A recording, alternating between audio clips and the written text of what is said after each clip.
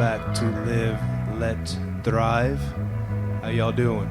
This is episode 5. I'm good today. How about you? Oh, I'm pretty good. Episode 5, Live, Let, Thrive, a podcast about Airbnb, that world, that life. Share economy, short-term rentals, everything that involves. Yeah. And today we have our very first special guest. Which is my beautiful wife, Mahogany. Oh, snap. Applause for Mahogany. Hello. Yeah. So, Mahogany, how does it feel to be amongst the giants of the Airbnb industry? The gurus. You know, the rock stars, if you will. I feel so special. You should. You really, really should. I don't know why. I don't know why Micah's laughing. I've been waiting forever to meet you guys. Well, your dream has come true. So, we have big news. I'll let you announce it. Airbnb news. We became Superhosts. Oh, see, you guys, it's for Superhost now. Sorry for the delay. It's just that listening to the podcast and then real life is happening much faster. So I'm like, oh, that's old news. What do you mean? Yeah. But yeah, we're Superhost now. We've been waiting and that waiting, is awesome. and it finally happened. Awesome. Yeah. So now I will finally stay at y'all's place because I only stay at Superhost's place, you know. Oh, okay. That's just how I roll. We weren't good enough for him. No, not before. Yeah, it was too low rent for me. So that's great news, and I've heard, and y'all told me that you have some interesting stories for this week's podcast. So I'm really stoked. I'm excited to hear these stories. You want to start off with the guest who thought he was finessed? Oh, man. A guest who thought he was finessed. Guest who thought he was finessed. I want to hear this. Oh, my goodness. Yeah, kind of got cussed out yesterday. Go ahead. Yeah, we got told off. Well, usually Micah will be handling the business text messages during the day because I'm working a more active job, so I can't just sit there over my phone. And he has more of like a desk job, so he's able to respond to people and things. So, I get all the notifications to my phone too, so I'll just read them as they come in if I catch them if I'm not driving. There's this one guy. It started like 2 days before he actually checked into the into the resort, one of our timeshares. He had been asking a lot of questions like, hey, can I come by and see the place? Is this in there? Does it have that? And asking us a lot of questions, which we're pretty used to. So we're like, okay, this guy's been asking questions for like a whole 3 days before his trip. So he knows what he's expecting. And a quick reset. Micah and Mahogany rent out their timeshares on Airbnb. Yeah. In case you didn't hear the previous episodes. Yeah. So this guest was trying to rent out one of y'all's timeshares. Yeah. And once he got there, I guess it wasn't exactly what he expected it to be. And I don't know. I know this is a family friendly, so I'm not going to say exactly what he said, I don't think. I'll say this. He didn't read the description at all. Because everything he asked was clearly in the description. Like he asked, will you be there? Clearly in my description, we will not be there. You can call or text us if you need anything. So, he started kind of cussing at us. He said, this is not what you're advertising. This is not what I expected. And then I had to text Micah because I was like looking to the side. I see these messages coming in. And I saw the guy cussing at us. I'm like, whoa. I text Micah, like, calm down. I went right at him as soon as he did it, too, man. He said, hold up, player. That's when I knew it was about to go down if I didn't tell Micah to calm down. Like, dang. Yeah, because I texted back. I was like, hold up, player. Did you read the description? And he never responded. But the funny thing is he checked out today, and he hasn't left us a review yet. I haven't left him a review. So if we do leave him a review, I don't know if he's going to fire back and leave us one because he's going to get that notification.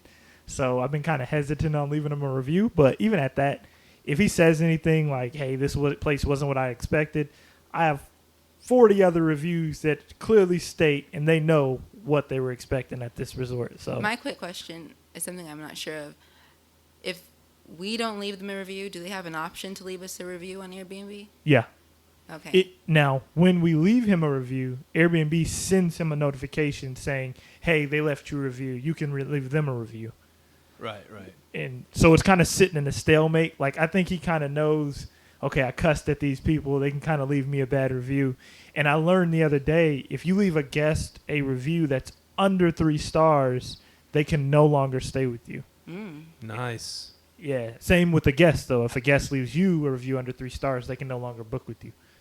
So That's good. That's good. You don't want an a-hole coming back and booking with you again. yeah. Which I don't know why they would. Yeah. But Well, who knows? We had one guy, he had stayed with us, and we thought everything was great. He was from our hometown and stuff, and he ended up leaving us a confusing review. He said, be clear, be communicative or something, and thanks, I will be back. And left 4 stars for every category. Was weird, that was the weirdest review ever. I'm like, what is this dude talking about? So does he like us or does he not like us? I don't get it. So where was this resort at? This is in Florida, right there on the beach. Sea Gardens. Sea Gardens. Nice, nice. Yeah. Well, Yeah, there's weird guests out there. I mean, Yeah, there's people there that you can never satisfy no matter what, you know? That is in true. Any, I mean, restaurant industry, airline industry, there's always people that just think the world's against them, you know? Yeah. And it's just, it sounds like one of those guys. Yeah, he was like going off for no reason. I man. think he missed his flight that morning, and I tried to give him directions to the nearest gas station. And maybe he got lost and was pissed and like left that review. Oh yeah. That's the only thing I could think of because I thought we were getting along well. Yeah. He didn't have Google Maps. Yeah, and then the funny thing about it, the dude who cussed at us, asked us for directions, right? Now, in my final confirmation email, I send you directions to the resort. So I don't know, get this dude's problem. He was just going off for no reason, man. He had a bad day. Yeah. So I'm Steve. Oh yeah. And across from me is Micah, my co-host, and Mahogany. We already kind of introduced Mahogany. Yeah. And now we introduced us. My wife's sitting over there with the baby watching this. She's Hey, our first fans. Yeah. Our first fans. Of course, the baby's asleep because, you know, it's kind of a boring show. A full-blown family podcast today. And we got our little doggy over there, Katrina, just chilling, you know, making sure everything's all right. And, this is Live, Let, Thrive. See y'all later. I'm just kidding. So This is actually the full crew behind it right here. Yeah, exactly. Okay, so Mahogany. You are obviously Micah's wife, lovely wife. And so what do you do for the business, for y'all's business? Because it is a business. Yeah. Oh man, I do quite a bit. The heavy lifting, I'm sure. Yeah. I just push the accept button. She takes it from there. Well, There you go. He's like the half the brain, and I'm the other half of the brain. Yeah. Okay. Well, what I do as far as our home Airbnb goes is, you know, once he goes through accepting people, and, you know, sometimes I'll do the exception and maybe read the guest who wants to stay with us, read the reviews, stalk their Facebook page, see if, you know, these are people we want to stay with us. Okay. Besides that, I do the cleaning once they check in, check out. Micah does help from time to time, but with his schedule, usually people are booking in one after another, and I have a more flexible schedule to get home and clean and wash, Lucky vacuum you. and stuff. Yeah, it's bittersweet. Yeah. She works from home. She has one of those good jobs. Oh, nice. Besides that, I like to. I'm the one that you could find talking deeply with the guests. You know, Micah will do what's expected. You know, greet yourself. Hey, where are you from? Stuff like that. I'm the more person who's like, well, how many siblings do you have? What's your zodiac sign? Where'd you live when you were? Yeah. So, stuff like that. Yeah. The deep conversations. Yeah. She keeps the guests She's entertained. engaging. Yeah, I'm the one who goes to the grocery store to make sure we have our room supplied with everything. Because we do put in our rooms like water, some snacks for the guests, and then we need things for like washing the sheets and all that. So I'm the one who pretty much takes care of all that behind the scene type work. So that's all? That's it? As far as their timeshare goes, Mike is lot. more off the ground with that. You know, if I'm at home next to the computer, I'll go see if we have dates available that people want to stay if he's tied up. But mostly between like 6 a.m. to 5 p.m. and sometimes really like 6 a.m. to like 5 in the morning, we're getting requests. And so Mike is handling that because he knows if it's up to me, I'll holler at y'all in the morning. because I'm sleeping. Right. And when I'm at work. So with the timeshare, I don't do too much. I manage the Facebook page. Live, let thrive page. Yeah. One day Michael will I've get been the title slacking right. lately, but yes, I do manage those pages. That's awesome. You do quite a bit. Oh yeah. And we appreciate that very Definitely. much. And I was going to ask a thing about the timeshares, because I mean you've stayed in them too, right? And that's an intriguing topic to me, that you could own the timeshare or whatever, however, own it, whatever. Yeah. And you can rent it out on Airbnb. And I'm sure a lot of our guests, our audience, wants to know how that works. I want to know how that works so I can buy me one. Yeah. But so what? First question is, what makes timeshares like so cool, better, maybe superior to just a regular Airbnb? I mean, they look really awesome in the pictures. I mean, are they a step above? I mean, are they? Yeah, the best thing about a timeshare is it's easy. I mean, everything's gonna be done for you. Plus, you're like in a hotel, but you're in a condo because you get a full kitchen. You know what I mean? It's just like an Airbnb. So the best thing about it, you don't have to charge a cleaning fee because they're gonna clean it up for you. You don't have to charge any of the extra fees except for the security deposit, which isn't charged by you; it's charged by the resort. If anything breaks, it's on them because their credit card's on file. If anything happens, like they get hurt, it's all insured by the timeshare resort. So, I mean, the best part about it is all you're doing is pushing accept or decline. That's all you're doing. There's no extra work to it. It's a great source of extra income.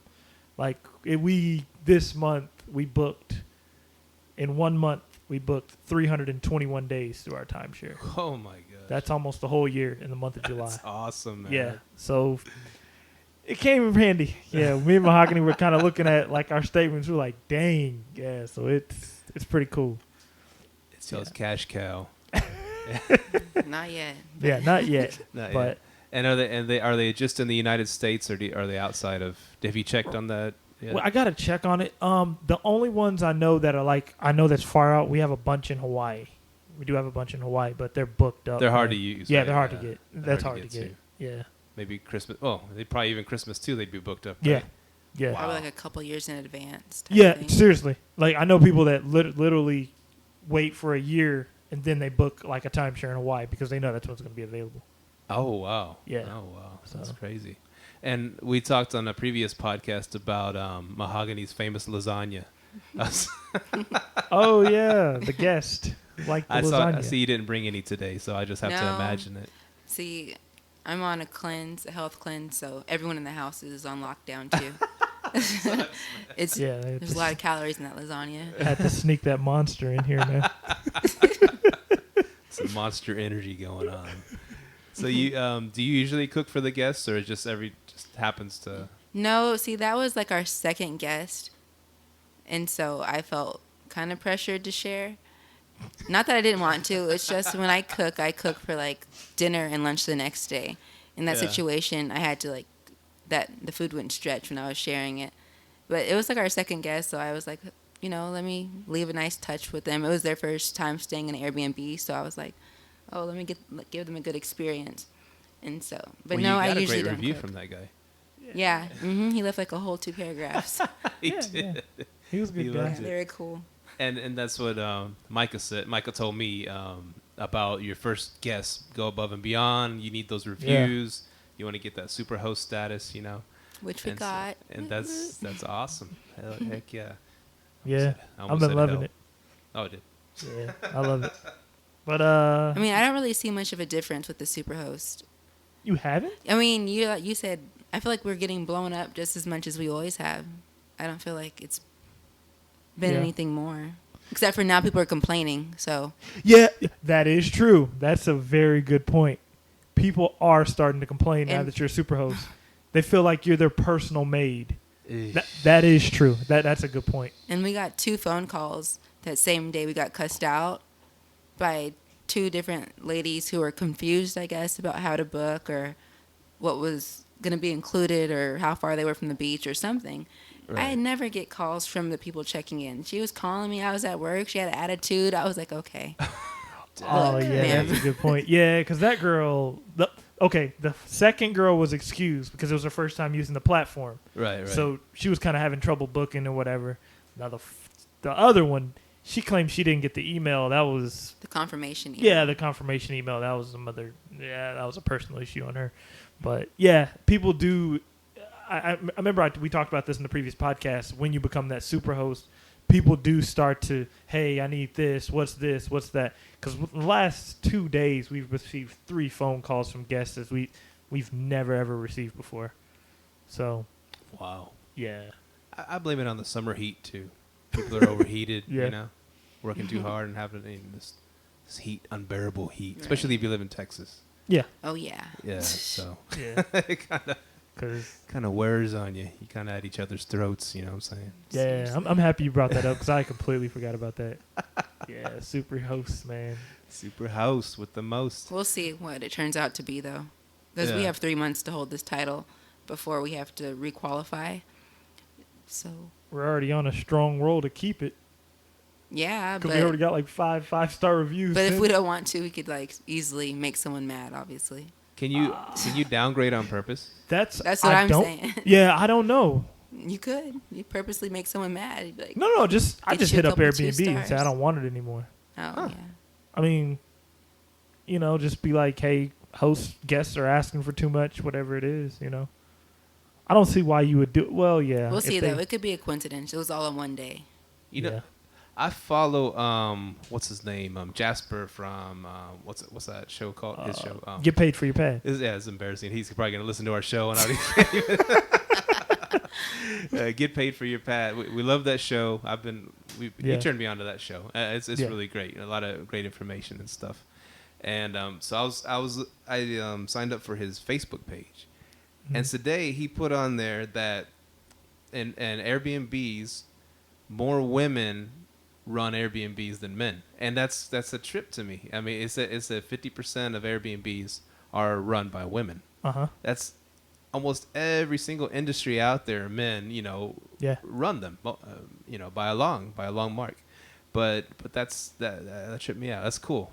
I guess is it empowering women? I don't know how to ask these What's questions. that, Airbnb? Airbnb. I mean, it's just like I actually, women have been in the entrepreneur business for a very long time. You could think back to like 1963 when a stay-at-home mom started Mary Kay because, she didn't want to be stuck at home not making any money. Right. There's also a lady, Jillian Morris, who actually just started an app called Hit List. And with that app, you can put like your perfect vacation on there as far as destination goes, and the hit list will alert you of when there's deals to travel to that destination. So that was a woman. So what I'm saying is I don't think it's anything new for women to feel empowered to start a business or to be in control of a business. I just feel like now we're being noticed for it more, as well as giving credit for it, because a lot of those industries that men do run, they are the founders of it. A lot of those ideas came from their wives at home, or they came from women, and they didn't get the recognition they deserved, but they stood by their man, or their whoever, grandfather, great grandfather, and yeah. I think with like Airbnb, with women being empowered to do it, I think they're just better hosts than men. You know what I mean? Like they always say, the man can build the house, but it'll crumble if you don't have a woman in it. Yeah. I seriously think that's how Airbnb is. Like, honestly, without her, my Airbnb wouldn't run. Yeah. Because she does, like, the cleaning, all the great hospitality stuff. Like, people really, when they're leaving reviews and saying, hey, I felt at home, it's because of Mahogany, not me. I'm kind of... well, you help. Yeah, I help, but I'm more or less either on the computer or, doing more Airbnb stuff while she's, like, the backbone of it. She makes it run. Right. So right. I think it's almost a perfect, like, even when you go to a hotel, who's running it? Women. That's true. They're way more hospitable than men to me. I think That men is are kind true. of... And like you call whatever credit card company, blah, blah, blah. Yeah. And the voice you hear guiding you is always a woman's voice, Yeah. right? Yeah. You don't want to hear a dude say, press 1, you just press 1 for, this service. And, Exactly. even though you got to pay a bill, you're like, oh, this isn't so bad. You gotta pay this. Yeah, I'll go ahead and give up that 100. This late. So they quit calling me already. And so it was okay. Your house. I mean, y'all had the Airbnb the condo, standalone condo. Y'all were doing good with that. Mm-hmm. Of course, we know this. If you listen to the previous podcast, we know the story to that. It kind of got shut down because of an illegal prostitution ring, and not in y'all's. I mean, no. Yeah, not in ours. Not in ours. I don't want to mislead the people. But yeah, it got shut. The whole complex stopped doing Airbnb, so y'all went to corporate rentals. Mm-hmm. Anyways, so you had the idea, Micah, to start Airbnb in y'all's own house. Yeah. And how did you react when he told you you're gonna have to? Well, see, I was all for the condo, Right. And then he's like, well, let's have him come inside of our house. And I was like, no, we're not doing that. I guess my first thought was like our safety, first of all, and not knowing what kind of people. I didn't really understand how secure Airbnb, the platform, is. I was thinking like some Craigslist type stuff, like, Craigslist killer. I was like, who's going to be there with us? What if I'm home alone and there's like a man there I don't know? Mm-hmm. I don't want to feel uncomfortable. Yeah. And then also my space. I didn't want people in my house. Right. And then I started noticing our 2 upstairs bedrooms we never go into unless we have company. And I hate wasting stuff. So I was like, I feel like we're wasting it. So once Micah brought me the idea, it took me a while to get on board because I was so against it. Yeah. But then I was like, okay, yeah. I decorated the rooms. I'm like, well, worst comes to worst, at least we could decorate these rooms. Yeah. And so we got on OfferUp and bought decor and everything for the room and set up the rooms real nice. And I love decorating, so I was so excited about that part alone. That's cool. More excited than I was. I wasn't that excited about the people coming. I was I get to decorate these rooms, like curtains, bedspreads, the whole nine. Felt like you were on HGTV, yeah. Right? And those are cool tapestries that you put up. I like those. On the walls. Yeah, the fabric on the walls. Yeah, where did you get those? I got those off Amazon. Oh, okay. But cool. you can find them just about anywhere.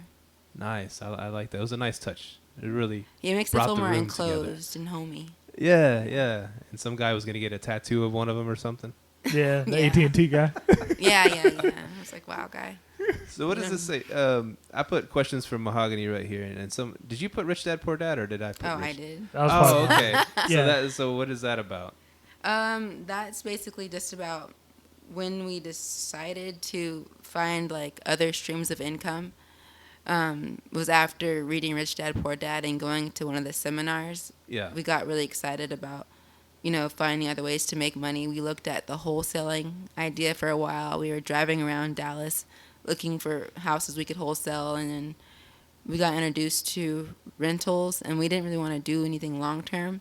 And I can't even remember now how we even found out about Airbnb. Micah does a lot of research, so it's probably something he found something about it. Oh, I remember. My loctician. I have locks, and my loctician told us about Airbnb. And then I told Micah about Airbnb because we were looking at ways to make money. So that's what Rich Dad Poor Dad was about. Yeah, that Change y'all's mindset. Yeah, because in those matter of 3 months, I read 2 books and they just kind of just took me off. Like the Rich Dad Poor Dad, the Cash Quadrant, like it just blew my mind. Yeah. So I was like, okay. I saw him for the first time. It was on Channel 13. Really? Kiyosaki. Yeah. Yeah, and he drew that quadrant and stuff. Yeah. And it's like, whoa, Of course, I didn't do nothing with it, but I just thought it was the coolest thing. Read Rich Dad Poor Dad, and yeah, it's a great mindset book. Did y'all see him? He actually spoke at the event. No, it was a pitch sale. That's what it was, man. Oh, no. Yeah. So they were like, okay, you get $200 for this package. We're like, okay, cool. So then they come in there. They're like, hey, you can learn how to wholesale, learn how to lease option. You just got to give us $15,000. What? Like, no, it's a dude in there. How much? Many people in there. Well, the one dude who said his dad, he was a police officer, and he said his dad left him all that money, like $50,000. He gave it all to him, man. Oh, I'm like, you just gave him $46,000? Your dad's pissed off right now, man. Honestly, as much as we learned in that class, and it was about a couple hundred each to attend that seminar, it was a seminar. I feel like all the stuff I walked away with was a lot. Yeah. To even get us to where we're at right now. So I strongly believe if he paid that much, he learned some good stuff. I honestly believe that. I think hope so. Wherever he's at, he's doing well because That's it was true. a pitch sale, and I felt kind of ripped off. But now, once we walked away from the seminar, I felt like we learned a lot. We were on fire, like ready to start something, and we did. And y'all paid $200. That Yeah, was all $200. y'all. Okay, that's not too bad Yeah. for all y'all learned and Yeah, everything. Yeah. It Yeah, changed our 'cause- lives, so you know what I mean. Because Yeah. I have a partner that dropped 30 G's on one of those things, and he wanted to take the class, had the personal one-on-one, it cost Yep, 30 that. grand, and they got him into a couple houses and got him into some trouble with them. He went for some home runs right away with some expensive houses. So Dang. so he got he's still trying to sell one of them. It's been a while. Oh no. So yeah, there's hopefully he a lot of dived them too deep. it works out for a lot of people, but I could see it not working out I've seen it firsthand where it didn't work out so good, because they set you up with their team, their guys, blah blah blah, and They hit if you you're with. a newbie, start out small. I think it's the best. Yeah. It's the best way, and that's what we're doing. I think us three, Yeah. kind of starting out, dipping our toe in a little bit. We're not going over here buying a $500,000. Let's mortgage everything and go for it. Yeah. I think 9 out of 10 times, or 99 out of 100 times, that probably doesn't work out so good. Yeah. I just couldn't. I wouldn't feel comfortable driving 46. 46 G's. That's a couple down payments, man. You could have bought a couple houses with that. Straight up. That's how I look at right it. away, So let me see. What did I ask? What's your favorite part of Airbnb? That was your favoritist thing. My favorite thing, I would say my favorite thing is meeting new people. Oh, cool. I love meeting people. I guess that's another way I help the business. I meet just about everyone. That's why when Micah went out and met you guys, I was so proud, because he's not one to just branch out and start talking to people. So I guess I'm rubbing off on him. That's why I love traveling myself. I get to meet people all over the world. I work for an airline, so I get to hop on a plane and check things out. That's with awesome. with a new baby, it's a little bit. We haven't gone anywhere yet, and I kind of miss it. And so, but yeah, that's the best part. I started a group on Facebook for my fellow coworkers at American Airlines called American Airlines Couch Surfers, and I told you about couch surfing a while back. And it's just for us airline folks to, if we have a place to. Why I thought of it was because there was a bad weather day. I remember I was working at the airport, and I went upstairs and I was walking around and I just saw all these people. It was late at night, and I saw all these people just laid out on the ground and this and that. There was no planes coming or going, and I thought to myself, I wonder how many of these people are airline, my fellow airline employees that are stuck here. Yeah. And we got people here that live here that could help them out, you know what I'm saying? Mm-hmm. And so I just I'm going to start a group of, just employees and stuff like that. Just play it with a doggy. Sorry. That's so cool. And so I started a group helping each other out, and, and couch surfing was popular back then. And so I thought of doing that, and I've met some friends for life by just having people staying here. And me staying over there at their place. I stayed in Barcelona for free. I stayed in different spots, Nice.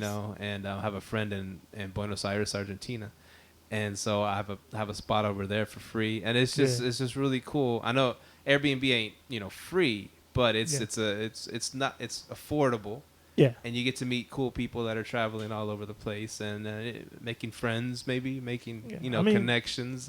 Think about it. It's $40 a night for for a private room in a house where you just need to crash and roll out. That's pretty cool. You know what I mean? It's the best, man. Yeah.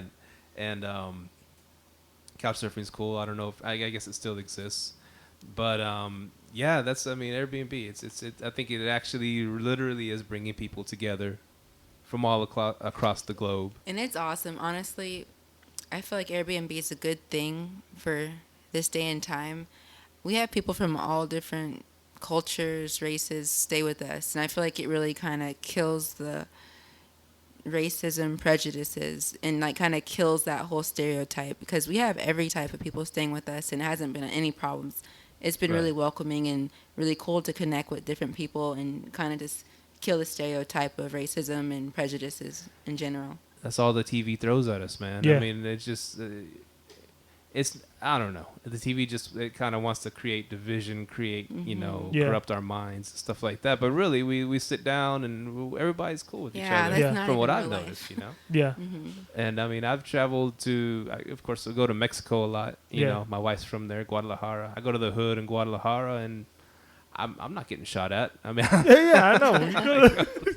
I've been at East LA, and I've heard gunshots, but I've never been shot at myself. Never hit me, you know. So. Yeah, exactly. I mean, once you start, people and like even at my work, we have unlimited travel. Fly all you want for freaking free. You know, Yeah. it's the best thing ever. And I'll tell people, you know, older generations or even the younger ones, some younger ones, I'd be like, yeah, well, you know, we're going to Europe. We're going to England. What about the terrorists, man? What about this and that? And I was like, I said, y'all really need to get out there and travel. Yeah. They won't leave the state of Texas. They have all these flight benefits, and they'll go to San Antonio. Yeah. They'll go to whatever. You know how many people? Remember we told people we wanted to go to Accra, Ghana. Yeah. How many people were like, "Oh, you're gonna get yellow fever"? I'm like, You're going to get Ebola. You're gonna get I'm like, man, come on, really? Turn off the TV, man. It's just they just want to instill fear in us, you know, and they want us to get us so scared and just be in our little bubbles and not go anywhere and just pop those feel good pills that they sell, prescriptions pills. I'm sorry, I'm going off on a tangent, but I'm really passionate about travel. People judge Mexico all the time. I said, just fly, just go over there. You're not going to get shot. You're not going to get killed. You're not going to get whatever. I know I want to go. Yeah, it's just and I've been different places all over the world, and I'm not scared. Yeah. I'm not. There's of course you go to Europe. There's less guns over there if you think about it than there is here, and it's I don't know. I travel without that fear mentality, and I've met so many cool people all over the world. I love it, and I think that's what Airbnb represents. You know, They're bringing us together, bringing different people together. They even did that host refugees program, stuff like that, which is really neat. And because of course people stereotype and everything. Oh, those people are evil. They're gonna freaking blow up. You know. It's that's what the media creates. It's what they create. They want to create chaos. And that's why people turn off the media and listen to podcasts. Keep us scared and dependent on the government. You know. Sorry, I just went off on a long tirade there. But back to Airbnb. That's so funny. What was I was gonna ask. Okay, husband and wife working together in a business. Do y'all butt heads over stuff sometimes, and what kind of things? Like, do y'all just have little minor disagreements about? You want to start, or I want to start? You can go ahead, say yours. No, the biggest thing that we butt heads out about in business is not the business itself. It's time. Because we not only do we work, I work a contract job. I do contracts. Mahogany work. We both work full time pretty much, and then as soon as we get off, sometimes we have Airbnb stuff to do. Like I know I'm taking bookings all day, and then my wife, she comes home. Sometimes we don't get enough time with each other, and they kind of bump heads with that. That's the biggest thing. Yeah. You know, that's the biggest thing. And it's like me wanting his time. Like, all right, can you just reply to that request later? And it's like, well, you know, we're trying to become a Superhost. So now that we're Superhost, I'm like, okay, we could spare some time before we respond to every single person. Mm-hmm. So we still have our family life, not all about Airbnb. Which it kind of does become that. And to get to the top, you do have to kind of sacrifice that time. Yeah. But sometimes it's an argument about how much time that is.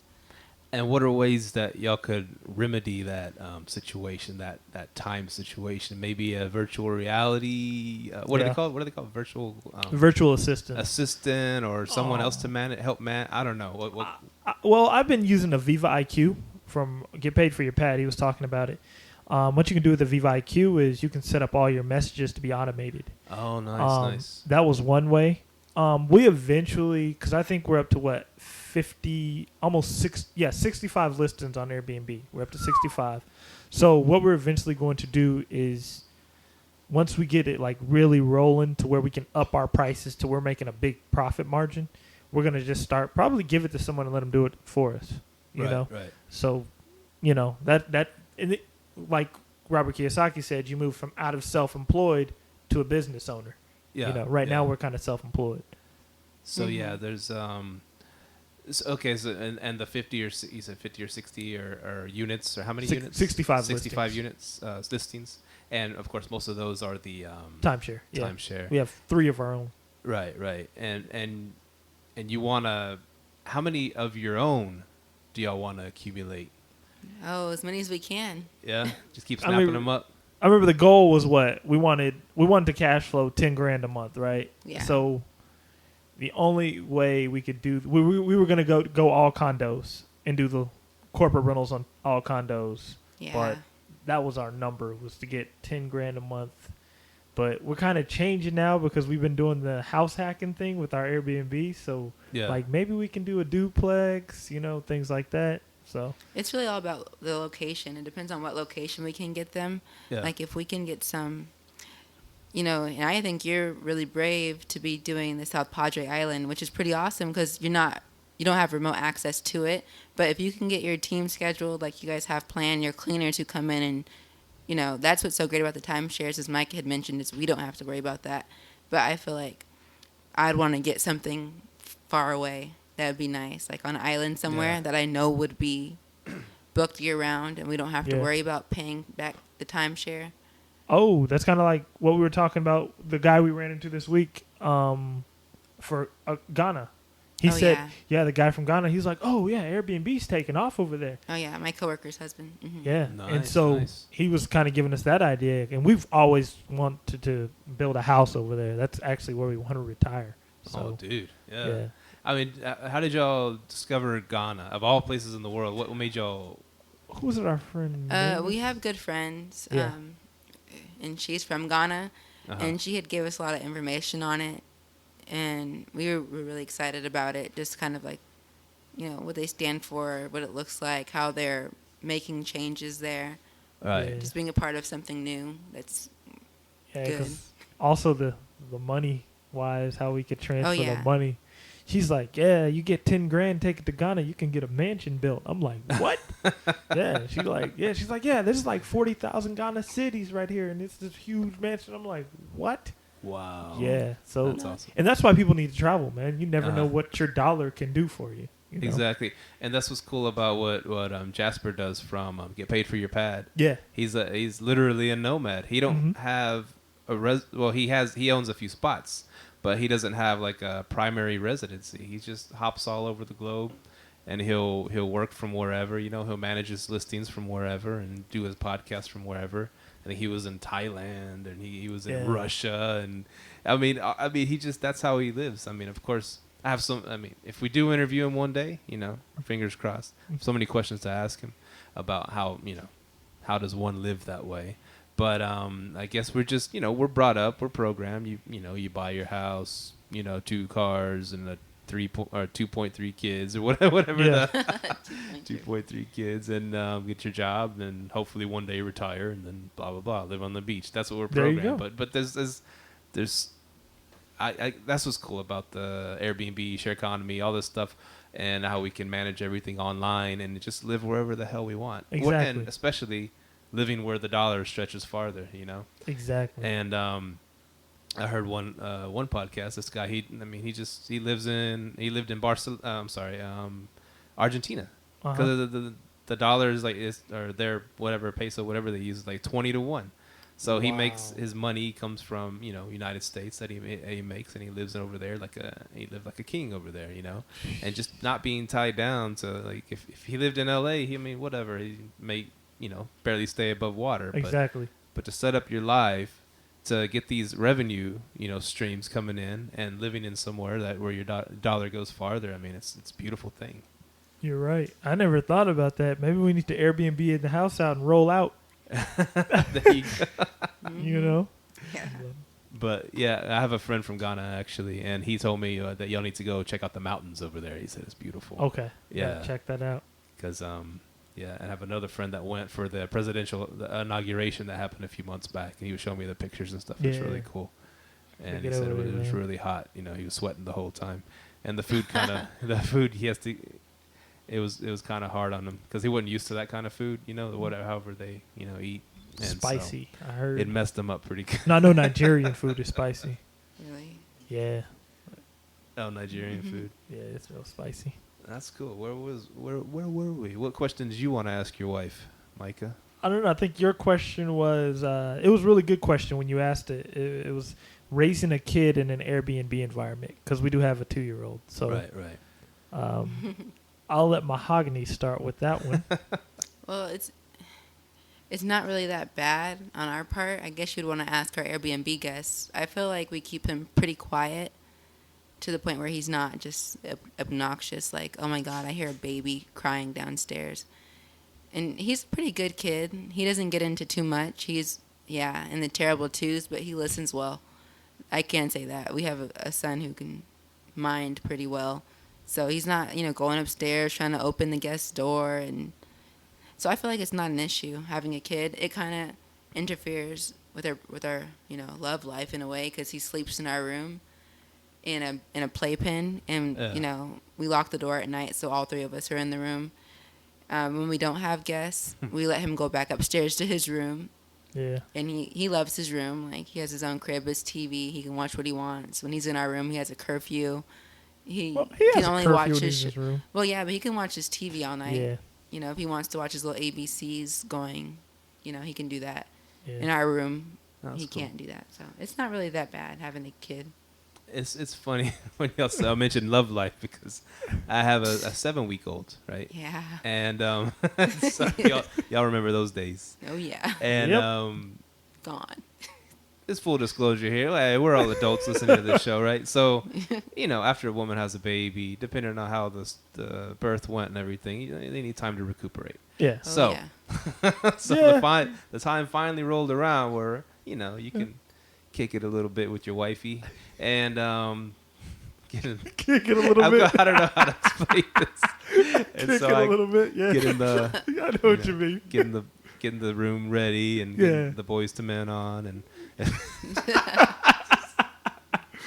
and so put the baby in her. That was the first time we put the baby in her crib, and I don't want to go into too much detail. Anyways, I was doing the darn thing, and so. Oh, wow. And the baby started crying in the other room, and I was just like throwing a wet blanket on everything. It was, I was like, wow. I'll give you some tips for that off air, yeah, man. please, off air. Show me how to.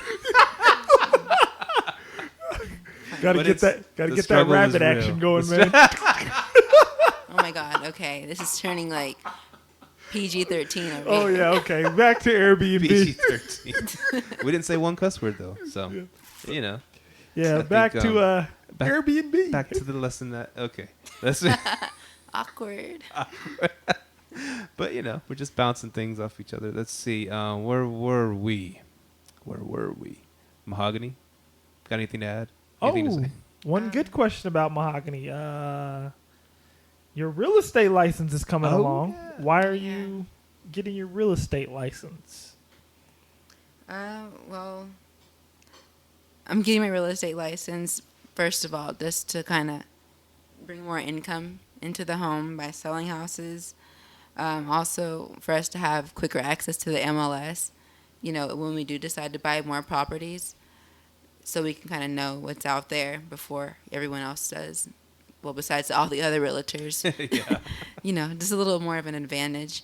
Be on both sides of the table when we do decide to close on another property. And most of all, really just bringing more money into the house, trying to get closer to our goal, bringing in $10,000 a month so we can, retire, relax, or keep working, because I like my job. So I don't think I'd want to just retire from it. I'd still work it as long as it allowed me to do our personal business too. Well, that's cool.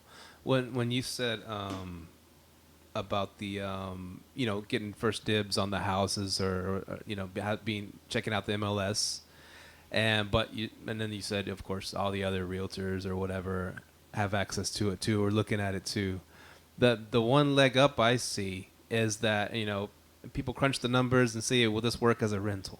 That's what people look at. If I buy this house, my mortgage is $1,000 a month, and I can rent it out for $1,100. That wouldn't be so desirable because you'd probably be losing money because you're having to fix things and stuff. But that same house that you're paying $1,000 on, close to stadiums or college or whatever, an Airbnb person would see it as I can make $2,000 off that. Exactly. So the numbers work. So you could jump on those houses, especially the borderline ones that people don't want to snap up, that investors don't want to snap up because they're still looking at it with long-term renters goggles. You know what I'm saying? And that's what Airbnbers look at it differently. Yeah, I think that's an advantage too for people doing Airbnb, like going around looking at property. You're looking at it out of a different scope than someone looking, hey, I just want a long-term tenant in there. Like even when we were at the real estate investment meeting, I believe Monday, the guy, I remember he kept asking questions. He's like, man, hold on, so I could rent out each room or I could make this much? I'm like, yeah, see, if you have more, actually it's kind of good that we don't have a lot of people looking at it like that. More houses for us. But yeah, you know, but no, I think that's like a new way to look at things, you know, and I think Airbnb is on the rise where people are starting to realize, hold on, I can really make $1,600 a month instead of $1,000. You know what I mean? Yeah, So that meetup, that was crazy. I mean, because we went to a meetup a couple of days ago. Yeah. I can't say Monday because this thing might drop on whatever. Sunday. And so a few days ago we went to like a meetup, and still and you had been to this meetup before. Yeah. And Jabron, yeah, Jabron was shout out to Jabron, man. Shout out to Jabron. It was not a BP meetup, okay? Just want to get this clear to the lawyers out there. It was just a meetup, just friends drinking beers and eating French fries. And so we went to this. I bumped into him first because I was ordering my food at that place. And I could tell it was Jabron, or you know, I was like, hey, what's up, man? You run this meetup. And and he was like, yeah, nice. He's real, you know, professionally dressed, real engaging. Yeah, he's a sharp guy. Sharp dude. And he was making jokes, right? We were just it made you feel comfortable. He was running the show. It was cool, man. And so I told him, I said, yeah, I know Micah. You know, we do our Airbnb. But he's like, oh, Airbnb guys, yeah. We've already told everybody there will be no discussions of Airbnb tonight. It was like, but he looked serious, but he was joking. You know, he's like, because last time Micah started talking about it, and everybody just wanted to talk about Airbnb. Yeah, the whole table's kind of like, what? And I think one of the guys at the meetup requested, hey, can we not talk about so much about Airbnb this time? Oh, really? Yeah, he also did. It's intriguing. It's a cool. Very. Yeah, and so. So we ended up, of course, talking about Airbnb at the place. That's like the good thing about real estate to talk about. Yeah. Yeah. It's the best part. It's the most. I fresh. see it as the whatever the young generation versus the old generation. You know, this is how we do things. Blah, blah, me too. And then the younger generation, you know, we're looking at it differently. We're doing things differently. You know, it's not wrong. There's no right or wrong. You know, whatever. It's VHS versus DVD, Blu-ray, you know what I'm saying? I think that's what the share economy is, man. It's like, you know, the older generation, they're used to the taxi. Now Uber's starting to come around. And, you know, that older generation always instills that fear into the younger generation. Right. You have Uber. Who's coming to pick you up? Who's coming to pick you up in a taxi? You don't know these people. You know, seriously. I'm for real. Like, they instill this fear, like, oh, you're going to have Airbnb guests. Who's going to stay in your house? Who's staying in your long-term house? Who's over there for those 6 months you aren't in there? You know, might be running a meth operation. I'm just saying, like... Prostitution ring or something. Yeah, exactly. That was an older guy running a prostitution ring.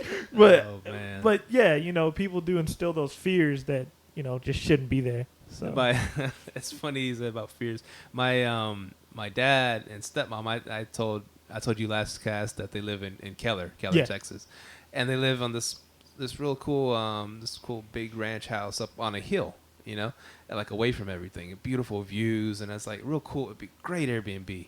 And I've told them you can make some money off this because I mean all the kids are gone, right? Mm-hmm. And they have like 3 extra rooms, and they have like a upstairs that's just game room kind of, and it's just them two. And you know, I said y'all can make some money out these extra rooms. Of course, they do babysitting, and I said it's adults. You don't have to babysit adults. You know, you don't have to wipe butts. And so, but then and I think my dad actually told me this. He goes, well, we don't know what people they are. What if they come in there and slit our throats? Wow, way to think the I'm worst. telling you, axe murder, like the Craigslist fears. Like, I mean, because it's just instilled in people. I'm like, Dad, you can pick and choose. There's people get rated. Yeah. On this site, you know, and someone. Plus, we're in Texas.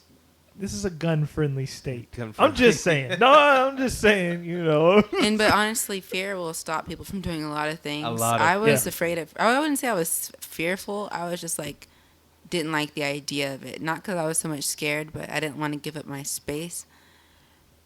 Not gonna Everybody's go on there. Facebook now, though. No one uses MySpace. That's true.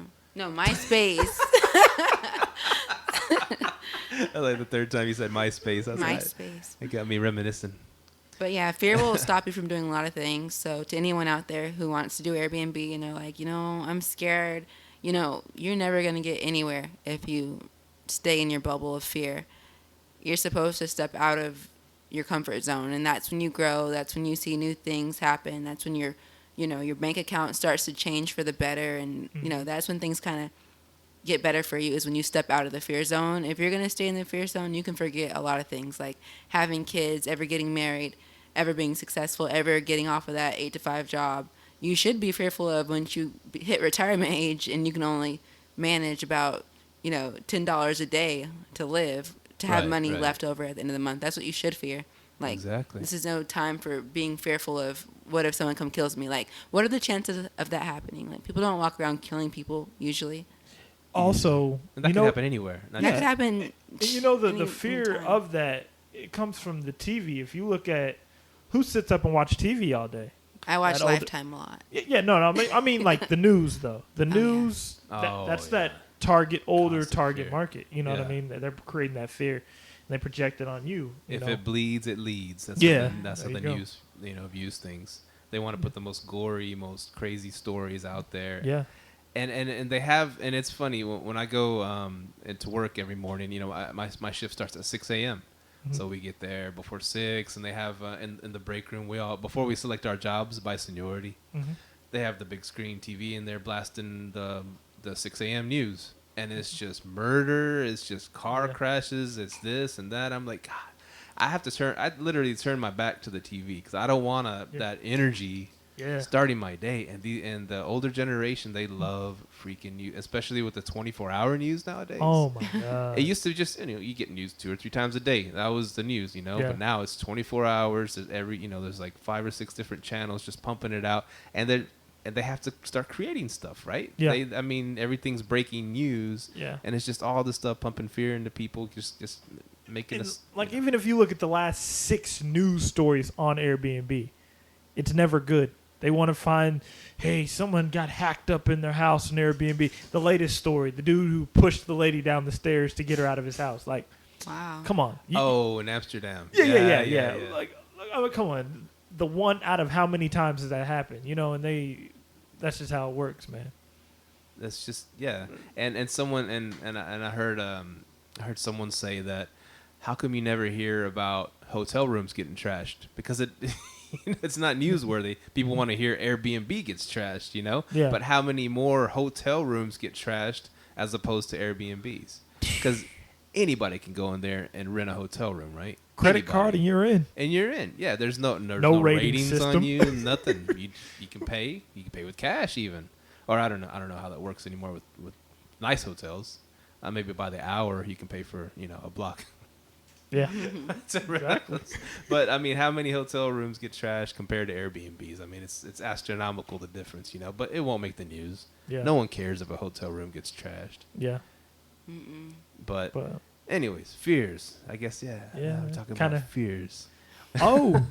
one good thing you were doing this week with your friend.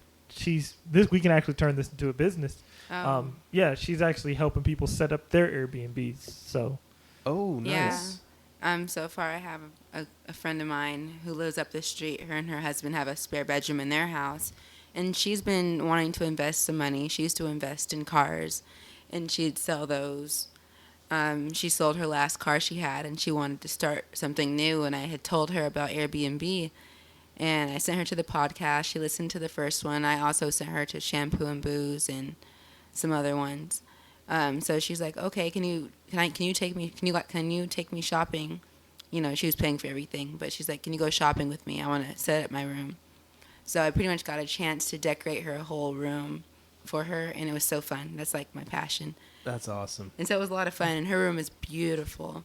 and she's gonna start renting her rooms out for $45 a night. She's just waiting on that final front door lock so people could enter their key code. Yeah. And so she'll start by the end of this month. She'll be an Airbnb host. Her and her husband. Yeah. So you never thought of doing interior design or something like that? I never thought about doing it for a living. I would love to. I just hadn't thought of it because I didn't think I was that good at it until I started. I would decorate my living room at home, and it was nice. Then our bedroom and stuff like that around the house. But then I did our upstairs rooms for Airbnb, and I was like, wow, these look really nice. I'm getting a lot of compliments. And then I've always loved decorating.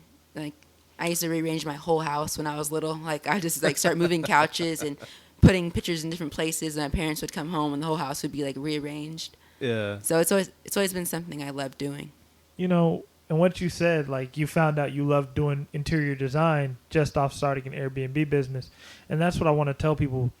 Don't be afraid of failure, because if you're afraid of failure, you're afraid of success. So like me, I found out I like the hospitality business off starting my own Airbnb. Shocking. Yeah, I know. I don't like people. But but no. Now he loves people. Yeah. So my wife, she found out she likes interior design. Now we can probably create a bigger business off this. So that's one good thing about starting your own business. You find out what you do like, what you don't like. Instead of, we all go to college. We all went to college. You go to college, you sit in a classroom, you get a job. Then you're like, do I really like doing this? Right. Instead of having that entrepreneurial mindset. So I love my job, but I wouldn't want to move up to a supervisor position, which I've had an opportunity to do.